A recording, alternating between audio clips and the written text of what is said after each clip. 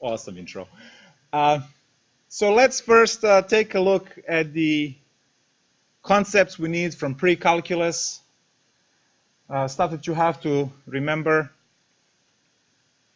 We'll start with the definition of a function, which will be there on the first exam and maybe on some other exam. So here I am on the first day, first class, first minute of a class, telling you what's one of the questions verbatim on your test. If you write it, you score 4 points for it. So in order for us to do calculus, we have to know what the function is, and we have to be able to differentiate between expressions which are functions and those that are not functions. So we start with, and I'm writing it in red, so very important. Function is a rule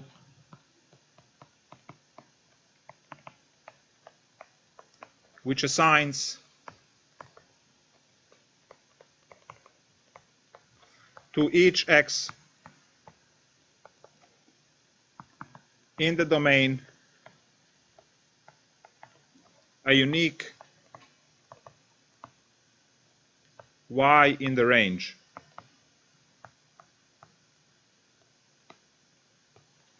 We are going to underline the words rule, domain, range, and the word unique will be underlined twice.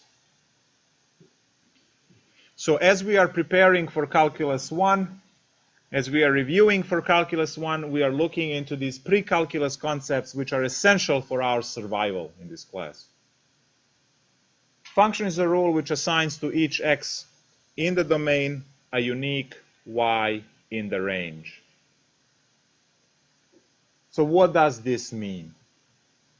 Well, we have some kind of a domain which is the set of all input variables, and we are going to pick that input variable x. We are going to feed that input variable x into some expression, and that expression is going to give us output y. So domain is the set of all input values that are possible to be processed. And then on the other end, the range is the set of all output values which are the actual product. So if you're thinking of manufacturing, think of all the domain as the raw materials coming in. The factory is the function, and the function of that factory is to change those raw materials into the finished product, which is y, which is the output. And that output is what we need. So to give you immediately the example of that, so f of x is equal to y. Let's say that f of x, which is the function, is x squared plus 3. F of 2, which 2 would be that input, is 2 squared plus 3, which is 7, which is the output. So with the input 2, we have output 7. Now this x squared plus 3 is what we call the rule. And that rule changes for different applications. So here is your input. The whole thing eventually is going to be y, which is your output. And the box in the side is the rule. Now, the interesting thing over here to understand is that anything that you write down is a rule. Anything. We covered the words rule, domain, and range. The most important word, which is underlined twice, we didn't discuss yet, and that's unique. Why is that word underlined twice? Because that is the word that actually defines a function.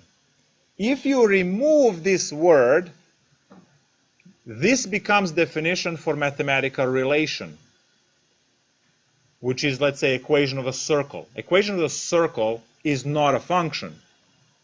And it fits this definition if you take the word unique out. So everything that you write is mathematical relation, but when the word unique is there, and if it's observed by the rule, then the expression you're writing is a function. So that word unique is important because that is what we define as a function. One input, or many different inputs, will give a unique output. So that means that when you pick a value, so I'm going to draw now sets, set of x values, set of y values, which are input, output, domain, range. You pick an x. Actually, let me write domain and range to see it better. Domain and range. So if you pick x value, it has exactly one output, y value, and the function is the one that will change that x value of x into value of y. You can also have two different x's, so x1 and x2, go into the same y. That is fine as well, because again, each individual x has unique value of y. Yes, that y is assigned to multiple x's, but that's okay. You can think of this as x1 being one student, x2 being another student, and both of those students are in the same classroom. That's cool, right? If you try to reverse this, you will see that uniqueness is ruined, and then the function definition fails. So if you have a single x going into two different y's, now you do not have the word unique, and the function is ruined. The idea of the function is ruined. So this is not a function. Because if you think as x to be yourself, then you can't be in two different classrooms at the same time, which would be y1 and y2. So on the left, you have two different cases, single x into single y, or multiple x's into single y. That is all okay, and those are functions. Where on the right, we do not have a function. To give you to review the examples from your past life, which is pre-calc, we can take a look at the function. Let's say, well, we had the x squared plus 3, so there you go. X squared plus 3. And you can see that if you pick this x as the input, you have this single y as the output. And there is no way to get another y with this x being input. If this x is 1, your output y is 4, and there is no way to get another y. Now, if you look at the circle, oh, by the way, I practiced drawing circles a lot over the summer, so let me show you. See, those are called skills.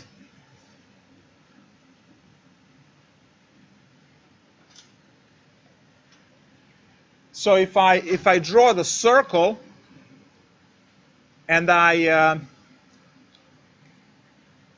pick a value x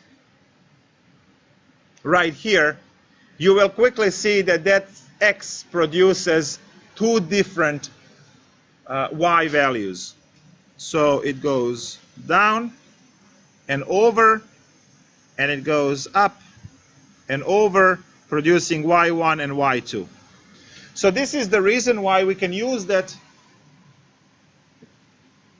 We can use the vertical line test to check if the graph that you have is a function or not. On the left side, where you have a function, the vertical line test will cut it exactly one time.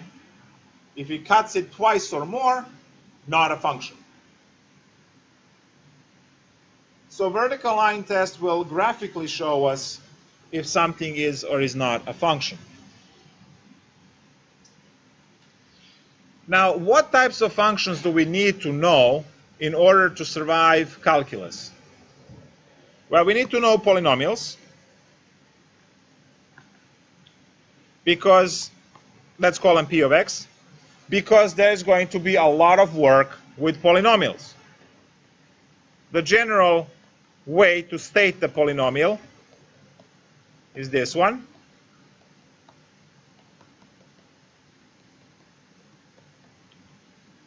And polynomials are always finite, which means they will have to have the leading term, which is the one with the highest exponent. So once you have that, you can see that this particular polynomial here covers all of the polynomials that you have learned. You see that a0, it's a single constant only. If you throw everything else away, this a0 term is the only one that remains, and that could be, let's say, number 7.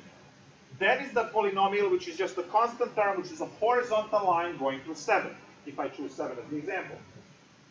If you choose first two terms, then you have your linear line. Please look at the board. Y equals mx plus b. One more time. Y equals mx plus b. That is your linear equation. And you can get the quadratic if you use the first three terms, which is ax squared plus bx plus c.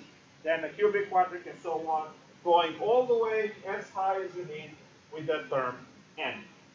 So these are the polynomials, and we will be using all of them. We will be using their graphs. We will be using them to differentiate, take the limits, integrate.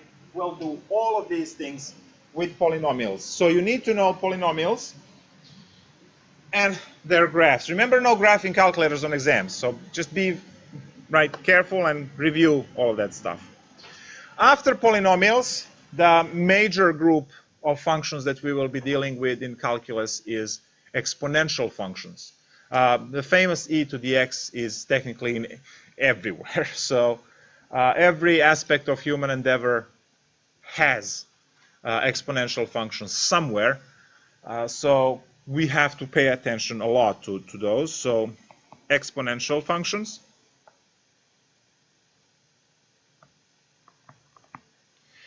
And I'm going to write two forms. The first one is the basic e form, which shows most of the time. So y equals some kind of a e to the kx.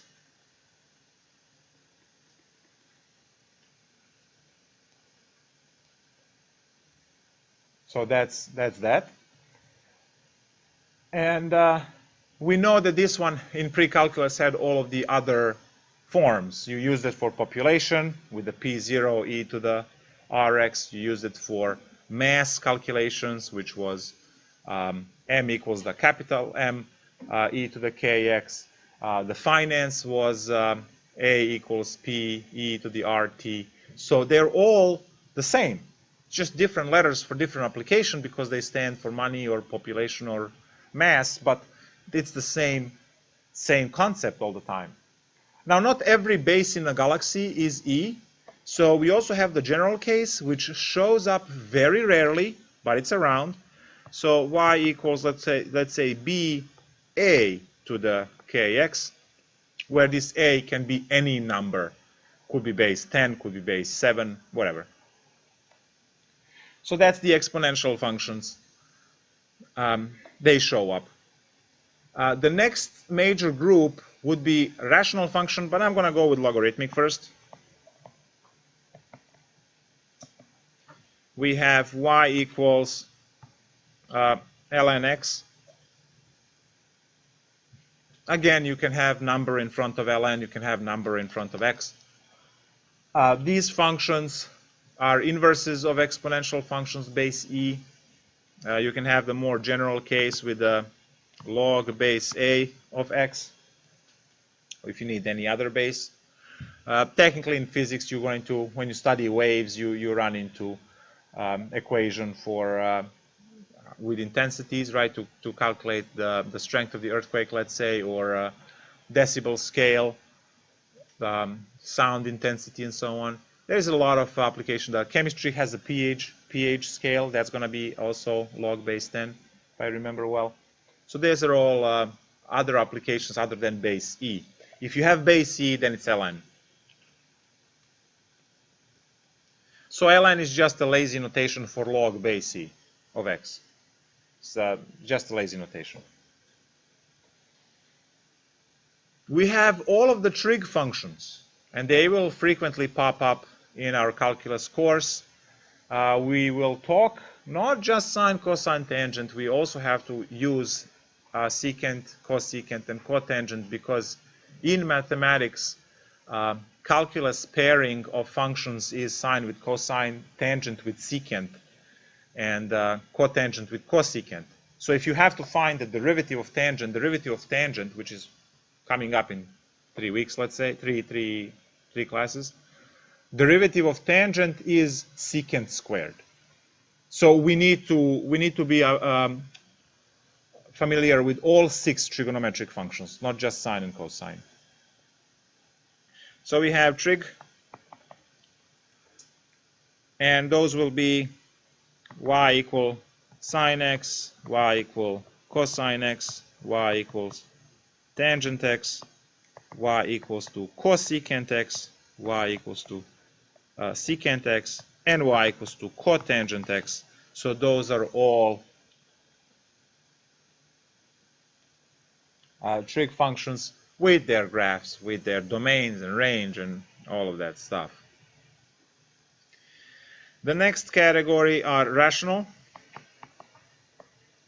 Rational functions are usually you divide, let's call them R of x.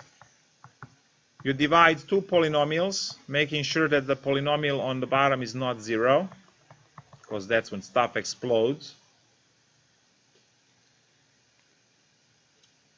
You all remember, those of you who took Precalculus 1 at RVCC, you all remember that wonderful section 2.6 in your Precalculus 1 course with rational functions, when you looked for those asymptotes and the intercepts and to graph them.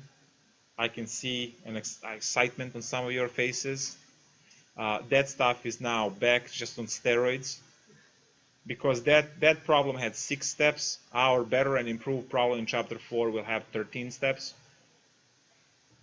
So it's going to be awesome.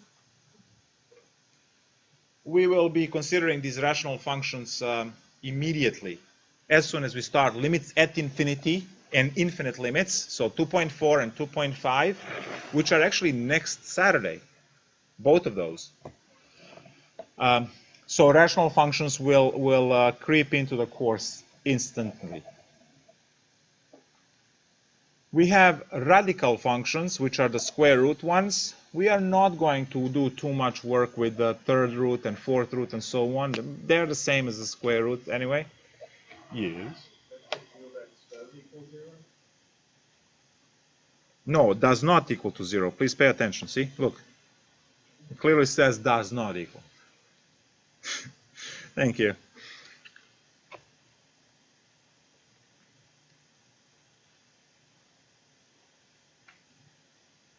Those are all points towards you're doing well in this class, actually. And radical functions. So radical, I'm going to call them something. I don't know.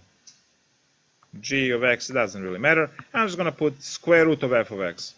Because this f of x now could be sine, could be cosine, could be technically anything. Just make sure the f of x is not negative. So I'm just going to say for f of x being larger or equal to 0.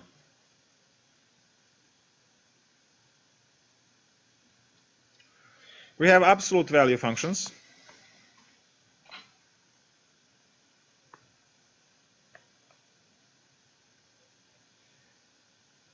Call them a of x. I don't know. Let's come up with names now. Please don't make this into a big deal. Absolute value does what? Yes.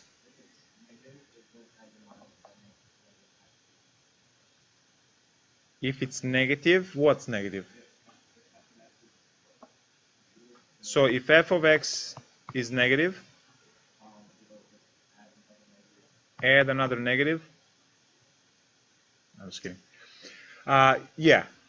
But what does it mean? Like, let's just use the very basic terms. Like, how would you? Let's say you're in ShopRite buying cat food, and someone asks you what is the meaning of absolute value. What do you say to that person? You have no clue what is their level of math. What does the absolute value do? Yes. No, let him. But the person might not understand what that means. We need a simpler version of it. Everything you said is correct. I want a ShopRite answer. Yes. Only the positive value.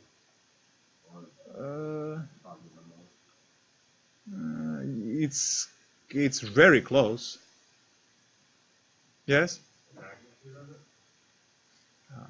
Now you're making it confusing for you. Are in ShopRite, guys. Yes. Hold on. Let's not go into business now. You need to say, what does the absolute value do? Very simple, straight question. Makes it positive. Done. That's it.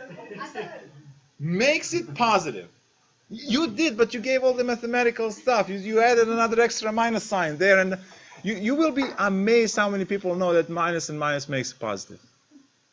Because in a structure of English language, double negations are not cool. Because I really don't not like you. And it makes no sense because it's English. Right? So double negative is a positive. What is the absolute value doing here? It is going to make all of the y values, all of the output values of the function positive.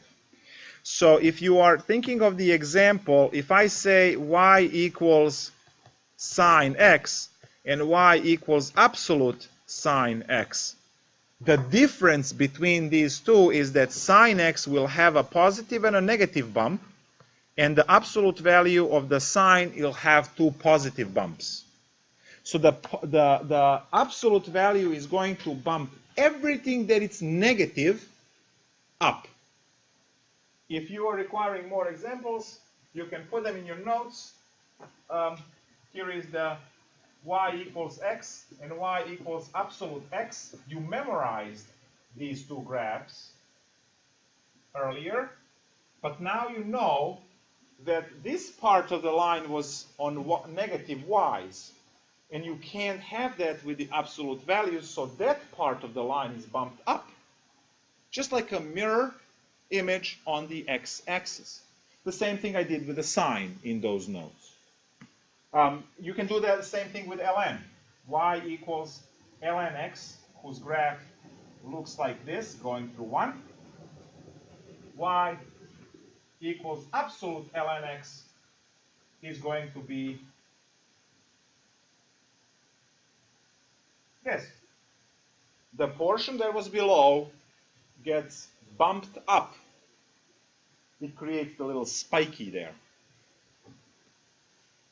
So these are all examples of how to deal with absolute value functions.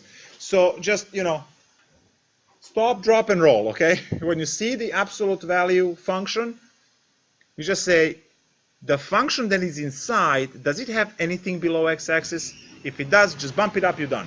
That's all it is. And piecewise function. Another thing that we use in Calculus 1 for certain examples when we need it. So continuity, integration, there are going to be piecewise functions around.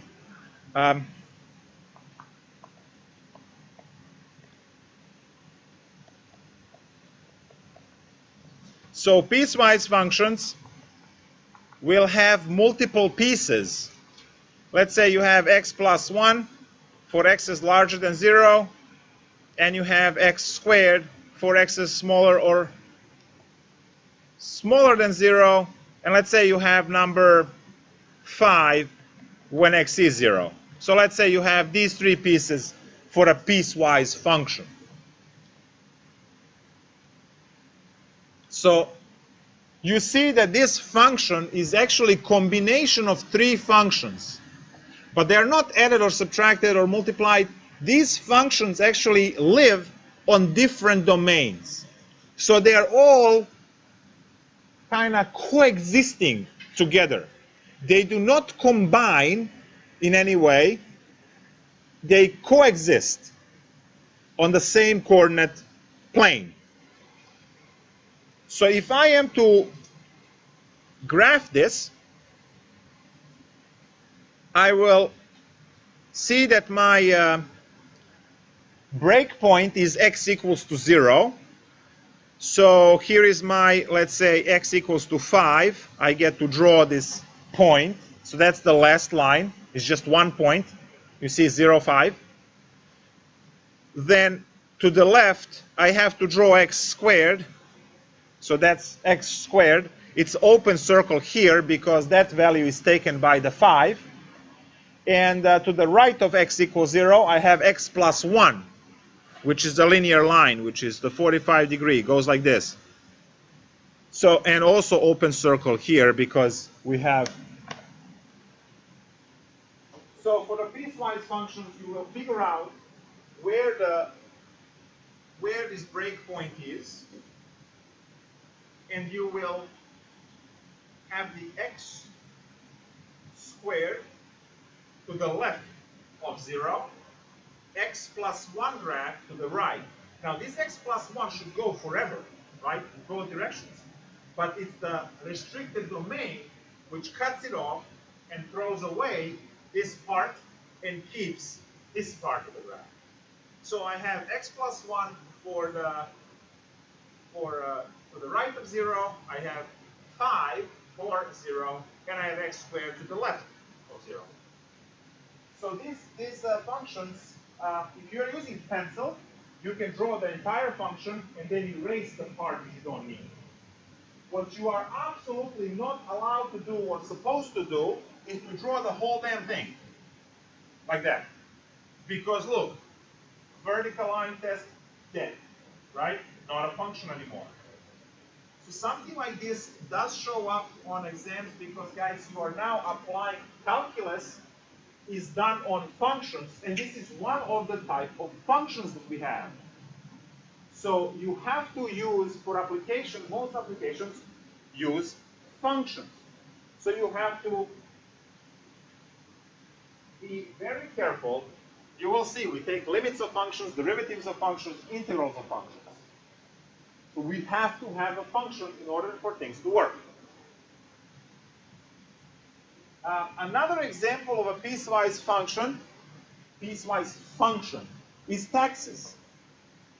The tax brackets, when you look at those, they create, so tax brackets create piecewise function, which we can just sketch out a little bit. So you have the 10% taxes. If you make up to, let's say, I think 9K, if you make less than 9,000 a year, you are paying 10%, which means $900 on the 9,000 you made. If you make 10K to, I don't know, 30K, I really don't know what they are, then you are paying 15% taxes. Now observe the open circle and the closed circle, because you can't have the situation that if you make 9K, some people pay 10% and some people pay 15%. You'll be a riot, right? So it is a function, which means that every input x, in this case 9K, can only have one y output associated to it, in this case 10%. And then you have 25% if you make more than 30K, maybe 36K, I don't know, whatever the hell it is. There is a jump there, then there is a next jump, there's a next jump, and so on. So this is a piecewise function because the pieces of a function live on particular domain. And this one actually, because it consists of constant pieces, it's actually called step function. It does look like steps, like the stairs. So this is called a step function, but it is also in a family of piecewise functions because each part, see this is y, This piece of a graph for a piecewise function is called y equals 10. Y equals 15, y equals 25, y equals 28, y equals 30, y equals 33, y equals 35. Those are all different values that you can get for your tax steps. So we have different values for these. So piecewise functions could be, piecewise functions could be either step functions, or they could be any function, except just be careful to graph them where they belong on a certain domain. And that takes care of the introduction to types of functions that we are using. The next part is going to be your favorite part, which is graphing. Graphing is necessary because in certain cases you can take the limit easier if you know the graph and you just do the graph, and you don't have graphing calculator anymore. That's courtesy of NGIT and other schools. So that's for 2 years now we don't have calculators. So what are we going to do for graphing?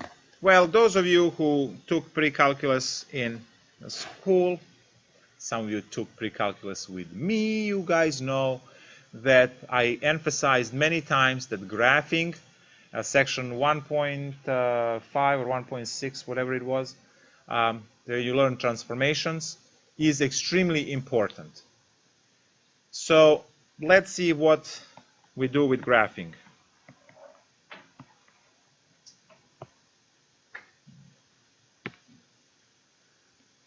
I actually never, okay, good.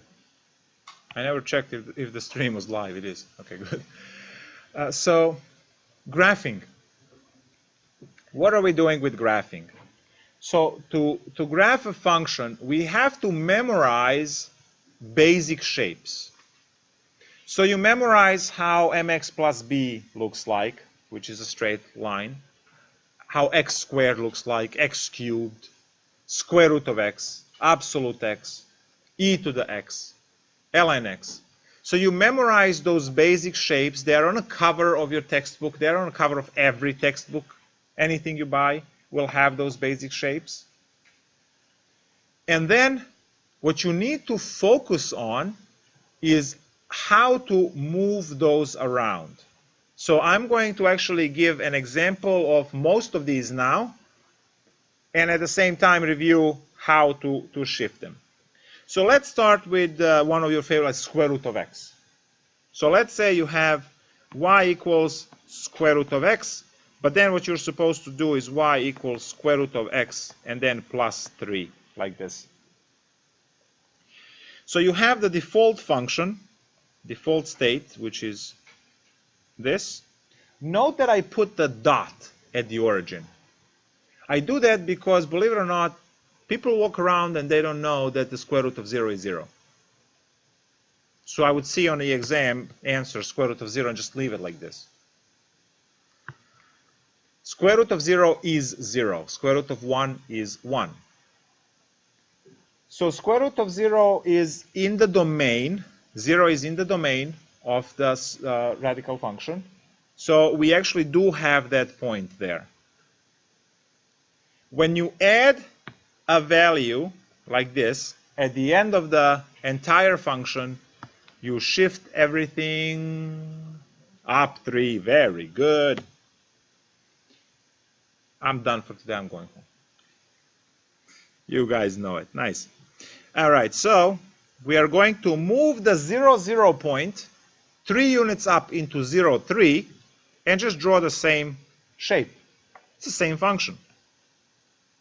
Has to look the same, except now it's moved 3. So this is how you move things on paper. Let's say you have y equals square root of x, and then you have y equals x plus 3, like this.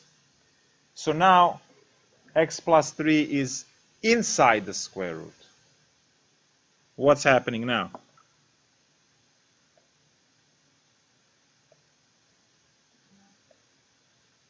What happened? Left. Very good.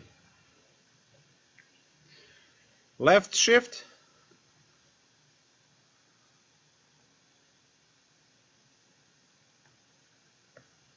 Three units. So, if I have y equals f of x plus minus a constant, it's going to go up and down. If I have y equals f of x plus minus constant like this, it's left and right. Does this make any sense? It should. So this is where you should spend considerable amount of time when you go home today. I mean, this class is only 5 hours, and you go home, you eat, and then you do calculus afterward. Saturday. What else do we do on Saturday? Oh, you have organic chemistry along with this class. All right, great. Do you by any chance have physics 2 as well?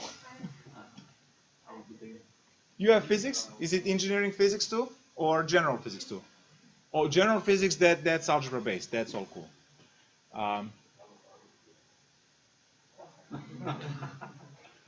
We are ending the class early this Saturday, apparently because I have barbecue.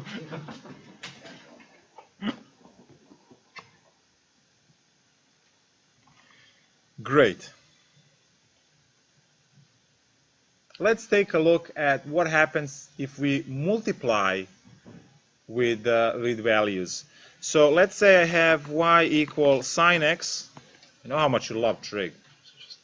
It's amazing. And y equals 2 sine x. So what are the differences between these two? So the first one, we know it's the sine function goes up to 2 pi. Squiggle line, we're done. The second one is going to be 2 times taller. So this one goes through 1, the other one goes to 2. So this is going to be a vertical stretch. Vertical stretch. And you can literally, well, it is waves on the ocean, let's say. So these are the waves. To represent the wave with the higher amplitude, to distinguish between a little wave that you go ha-ha when it hits you and the tsunami, is just multiplied by a number in front, in terms of mathematics. Yes, 2 pi is the end of the period, yeah. So I'm just showing that vertically, it stretches, horizontally does not change at all. So if I have y equals c f of x, we are experiencing a vertical stretch or a shrink. If I multiply by a half, it's going to be half smaller. And we can also do horizontal stretch or a shrink. You know that if you have, let's go cosine now because we can. Cx like this, that c is going to stretch it horizontally, so it's going to change. So let's just go cosine x and then cosine of I don't know, 2x, doesn't matter. So this is going to be our regular cosine, starts at 1, goes down, comes up at 2 pi.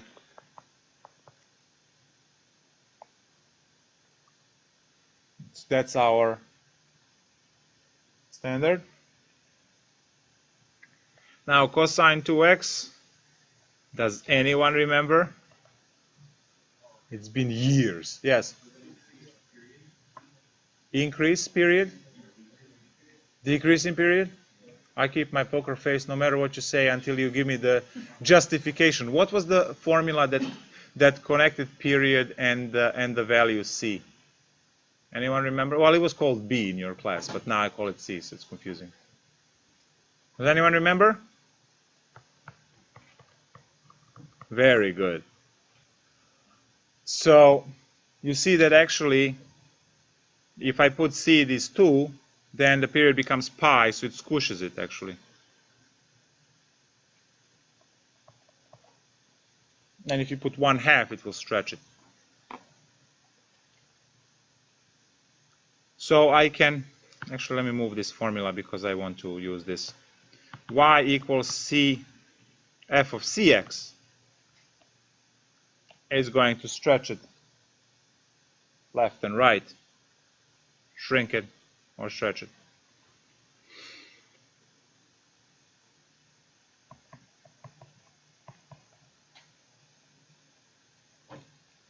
So all of these are those functions. Oh, and we have reflections. So let's say y equals to absolute x and y equals to negative absolute x.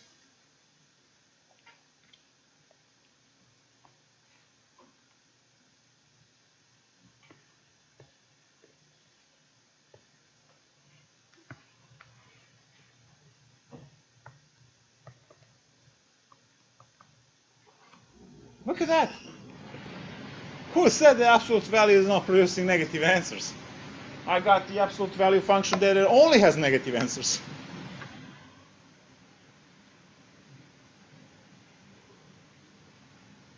Is it cool?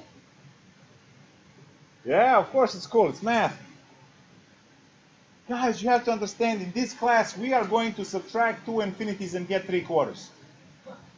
If that doesn't make you feel like the most awesome class ever, just have no emotion and quit today, please.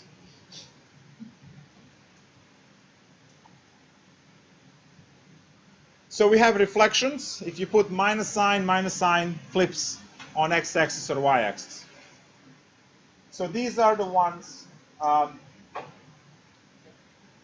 These are the ones. That fan is really bothering me there. The white fan. Because at the angle at which is and the way you sit, it all constantly looks like you're sitting like this. Like every time I glance, it seems like you're sitting with your hand up, ready to ask a question. So I'm just going to rotate that thing, and then you're going to have your aura around you. Come on.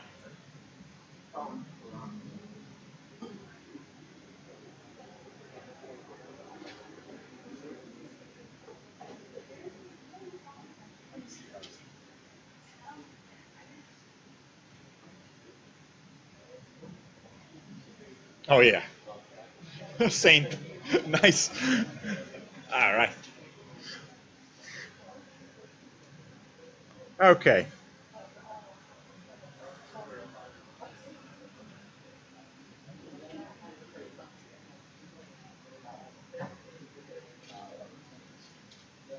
Nice. What else are we going to talk about? Oh, yes, inverse functions. Oh, before inverse functions. Scratch that, scratch that, scratch that, scratch that. First, we have to add functions, subtract functions, do the function composition, and then we do inverse functions, and then we're done. So, I don't know if anyone told you in a precalculus, I know I say this, but functions are a way to generate numbers. Let me give you an example from before. We said that f of x was x squared plus 3, and we figured out that if I plug in 2, I will get 7 on the other end. So in some sense, this thing over here represents 7 in a certain situation. Let me give another example with the g of x being a square root of x plus 1. And how much is f of 4? Well, f of 4 is going to be a square root of 4 plus 1, which is 3. So essentially, I started with functions, then I picked the values, and I plugged them in, and I got the output values. Now look what the outputs are. Numbers, right?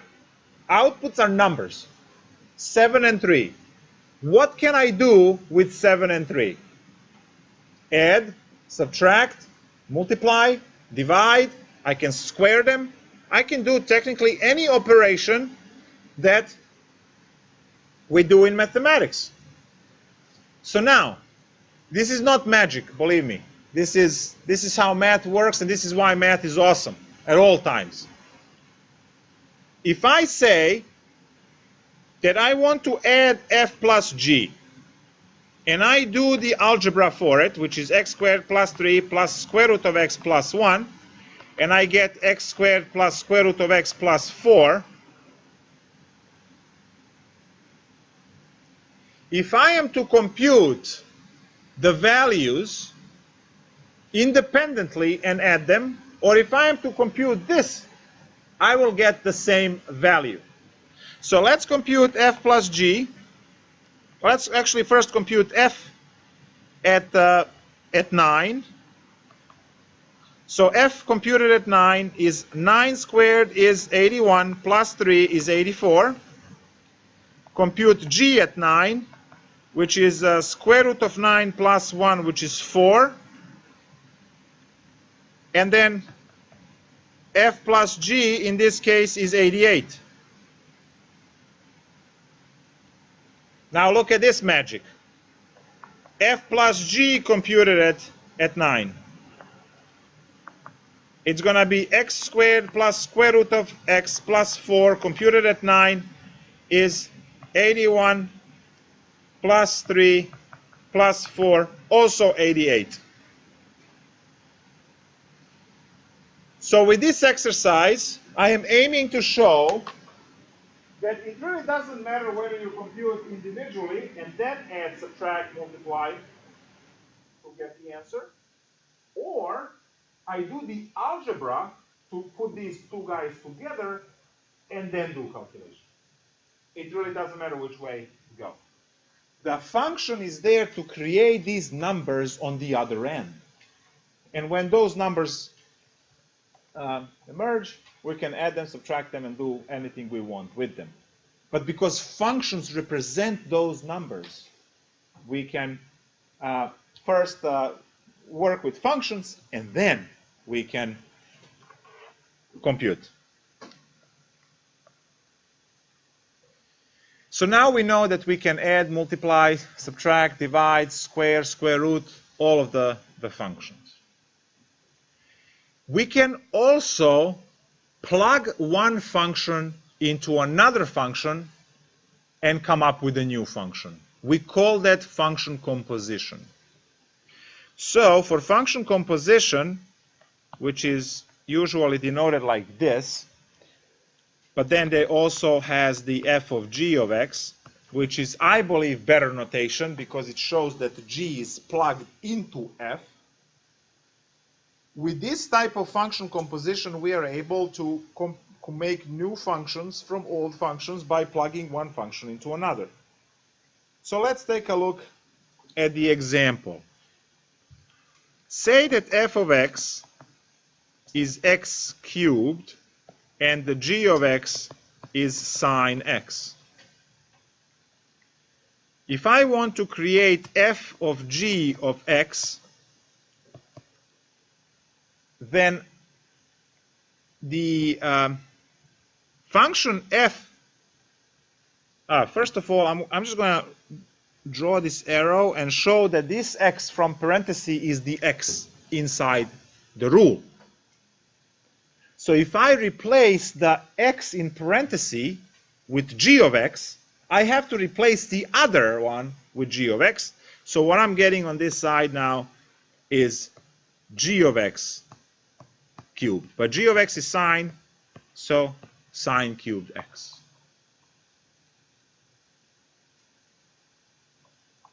That's what it is.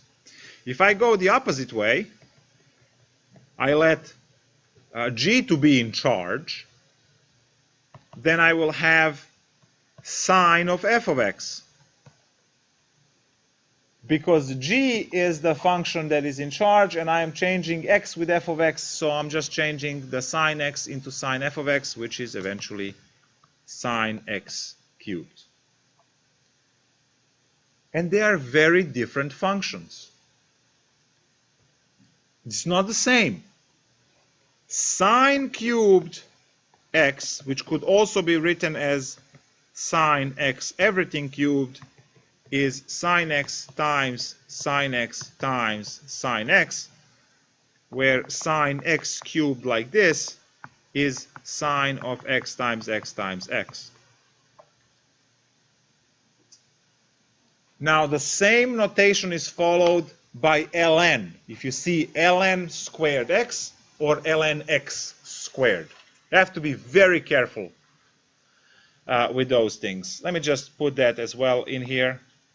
So if I have y equal ln squared x, you can also write that as ln x squared, and that is ln x times ln x. Y equals ln x squared is equal to ln of x times x, like this. Much different. Now you might be cool and remember that this 2 can go outside as 2 ln x. You might be cool like that. Yes? In the above one, f of g of x, wouldn't be sine x of t, sine of x t, rather than sine cube of t? This one? The f of g of x. G of x? Yeah.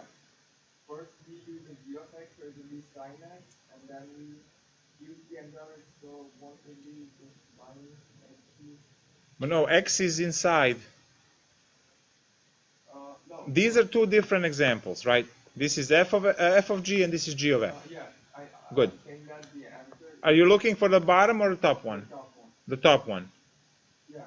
So if we write f of g of x, so the g of x would be sine x. Yes. So f of sine x would be sine x cubed. Everything cubed. But you have to put parentheses. Yeah. So what I have it. I have it right here. The form that you want is right there. does that only different from the No, this is the same notation, which is exactly the notation I have up there. It's just the way we write things. You clearly know the concept, which is good. So you want this one, and it's there. It's correct. So you have the right idea of how it looks like, sure. But we use this form to write, because we don't have to put parentheses. We're lazy. Are we all good? You have the same behavior with ln's. Now with ln's, I mean, you might remember, some of these formulas and why these things work the way they work. We will review this when it's necessary, when we do logarithmic differentiation in chapter 3. It's coming up. It's going to be awesome. We don't need to worry about log rules yet. But you might want to do it. So we have the function composition. Now, function composition, guys, is going to be one of the pillars of this class. You gotta know function composition. If you are shaky or you just have no clue what I talked about for the last 10 minutes, and you rewind this video 10 times and you're still clueless, you type in function definition in YouTube, you should get about 100,000 videos on it. Watch some lectures, do some examples. The most important differentiating technique, called the chain rule, is the derivative of the function composition. You are going to memorize the derivative of sine is cosine, but you will probably never use it because you will be differentiating cosine of 3x, cosine of x squared, cosine, and it's all chain rule, which is derivative of function composition. If you don't understand function composition, you probably will not be able to do at least 70 or 80% of derivative questions. So you absolutely must know and be comfortable with function composition and decomposing the function composition functions. Because when it's layered, you have 3 or 4 functions on a pile, right? You need to be able to recognize that. So the first charge for this weekend is graphing. So memorize what the function is, know the vertical line test, understand the difference domain and range, review the graphs, make sure you know the basic graph for ln, basic graph for e to the x, Make sure you know how to add, subtract functions like terms and all that kind of stuff. But then spend considerable amount of time on function composition, because that is going to be very important for a class.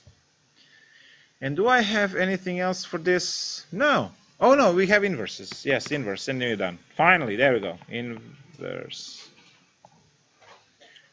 So I already mentioned that e to the x and ln x are inverse functions, inverses of each other. In life, you can't usually undo everything. Sometimes you just mess up and that's the end of the story. But in some cases, you can do things and then undo things and then do it again and then undo again and so on. So inverse function is a function that will just literally undo the calculation you did. So if I go and say that my function f of x, I'm just going to give you these and then we'll review how to get them. If my function f of x is x plus 3, then my function inverse has to be x minus 3. They have to be opposites of each other. So here we go. F of 8 is equal to 8 plus 3 is 11. And now I feed the 11, the inverse of 11 is 11 minus 3 is 8, and you are back where you started. That is what inverse does. Think of it as the undo button in your software, whatever software you're using. So the graph for this is very simple. In our case, we picked number 8, which mapped into number 11, and then number 11, using the inverse, went back into number 8. So we are able to retrieve information. It sounds so obscure. I don't know. It's like, why bother? But when you understand that this is the core of the idea to build something, right? And you don't think in those terms, right? Then it's a problem. Can't be an engineer. What do you do with the hard drive? You store something and you retrieve it. Otherwise, you wouldn't be storing it if you don't need it, right? So you took, let's say, this has the memory card, right? So you take a photo of it, and then you're going to look at a photo, or you're going to text that photo, or you're going to email that photo. So once you took the photo, there is the function which took the input, which is the world, and made it into that number 11, which is your phone is actually the set on the right, and the photo is that number 11 there. And now you want to go back. You can print the photo, send the photo, so you can retrieve it. It's as simple as that to understand what the inverse does. Take the sweater. Let's say you take a sweater off. If you take it like this off, it's going to be inverted, right? And you go inside, pick those sleeves up, and turn it right side out again. So inverse. Certain things cannot be undone. You make a soup. The recipe calls for a teaspoon of salt. You put a snow shovel of salt inside by mistake. Can you undo it? No, you can't. Well, exactly. Add another 100 gallons of water. Very good. That's why I picked the snow shovel. I'm going to upgrade for the pickup for your purposes.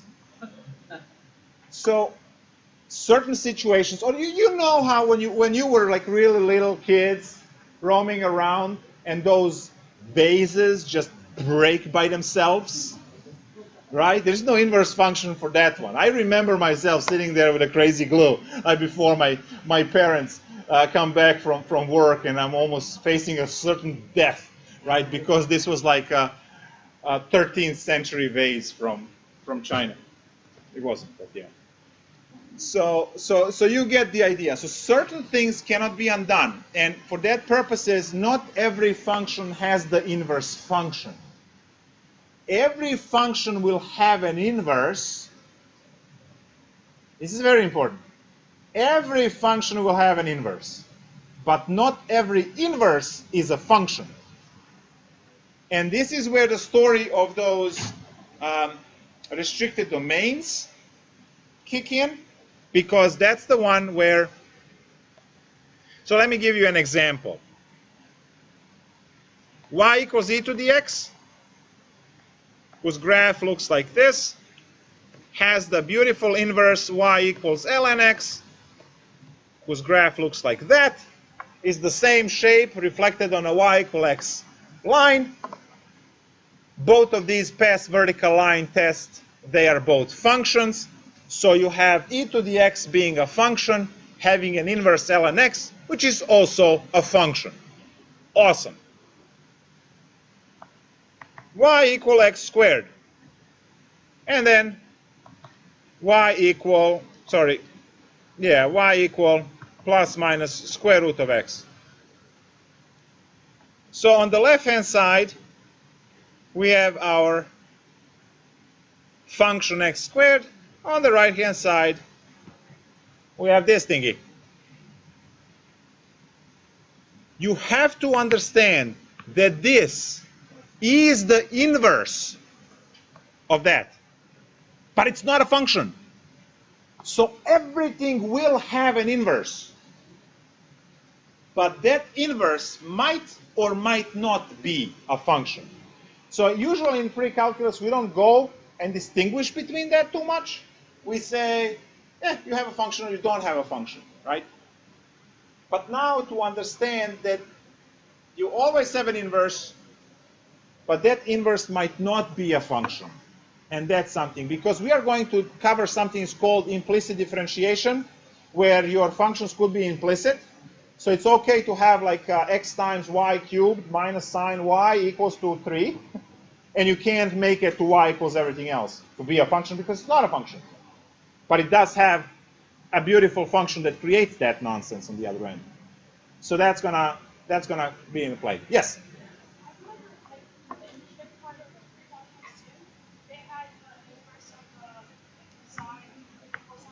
Yes.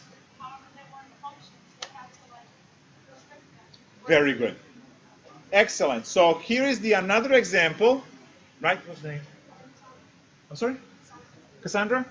So Cassandra is giving us another example for trigonometric functions. So we know that a sine function has infinite domain. It starts negative infinity, goes to negative infinity, so it's going to have infinite many of those waves. Even if we cut one period for sine, which is 0 to 2 pi, and you find the inverse for that one, is still not a function, because it's going to create a squiggle like that. It's going to fail the vertical line test. So we cut it at negative pi over 2 to pi over 2 to create a piece that will be a function when you use it. You will realize later on, and this story is again important, and you will see how it fits when it gets there.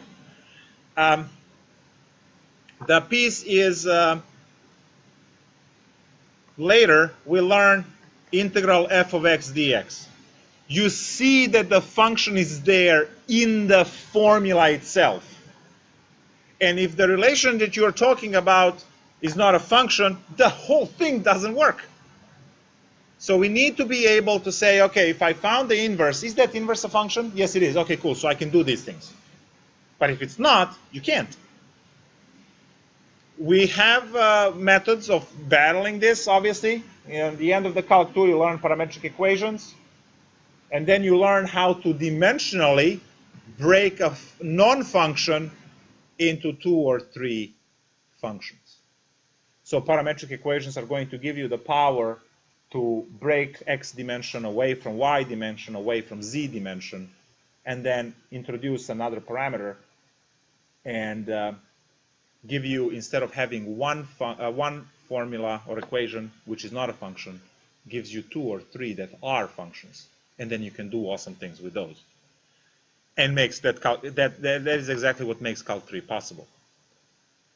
So there's a lot of stuff coming up. Right now we are only focusing on reviewing the precalculus necessities for the course.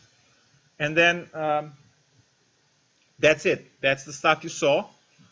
Precalculus basics, we need to know basic functions, how their basic graphs looks like, how to shift them left, right, up, down, and then graph those, how to compute those functions. How much is sine of pi over 3? Very good. So, yeah, there was no one exactly. I gave you ample time. Half a second is enough.